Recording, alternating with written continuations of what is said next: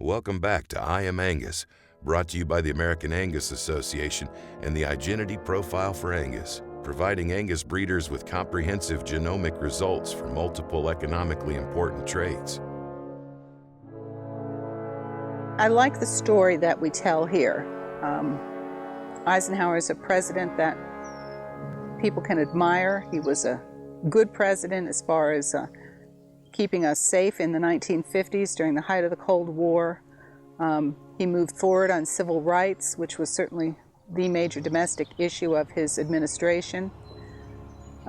He also had good examples of good management style and leadership during World War II, with his role as the first Supreme Allied Commander for the European Theater of Operations. Well, Eisenhower was looking for a retirement home when he and Mamie were at Columbia University in 1950. They had friends in the area who encouraged them to come to Gettysburg, and of course Eisenhower had actually lived here in 1918 when he had his first independent command at Camp Colt on the Gettysburg battlefield, and that was a tank training center, and Eisenhower had about 10,000 men under his command. And he came to this particular farm and noticed that it really needed help. The soil was worn out, there was a lot of erosion, it had not received proper soil conservation efforts, and he looked at that as a challenge. And he was really into soil conservation because in the 1930s he had been stationed in Washington, D.C., and his brother Milton was at the Department of Agriculture. And of course, those were the Dust Bowl years, and during that time the two of them would get together and they would just have long talks about how if soil was properly conserved, especially the topsoil, and properly fortified with organic matter and other chemicals that it needed, that the American farmer could be so productive that they could actually feed the world. When he bought the farm, he had a dairy herd here and about 600 chickens for egg-laying operation, and fairly soon he decided he wanted to get out of the dairy and egg operation, and they were sold off, and he decided to raise Angus cattle. Going to see the show barn where the Angus cattle were groomed and all the ribbons were displayed that they had won was kind of a mandatory part of the tour of the farm.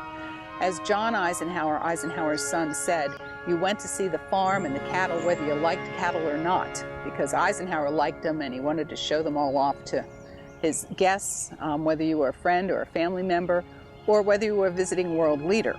And many, many world leaders went to see the cattle at the show barn. People like Nikita Khrushchev, Charles de Gaulle, Winston Churchill, Adenauer of West Germany, Nehru of India. They and many others were guests here.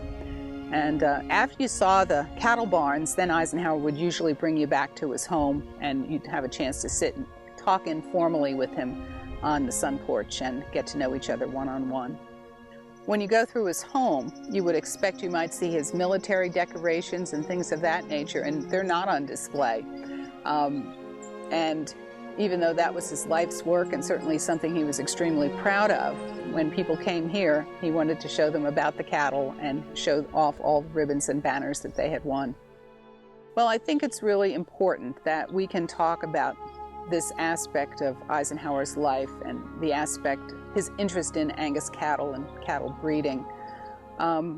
Not only does it make him a multifaceted person when people can learn about all of these different things, it also helps to perpetuate the importance of agriculture in our society.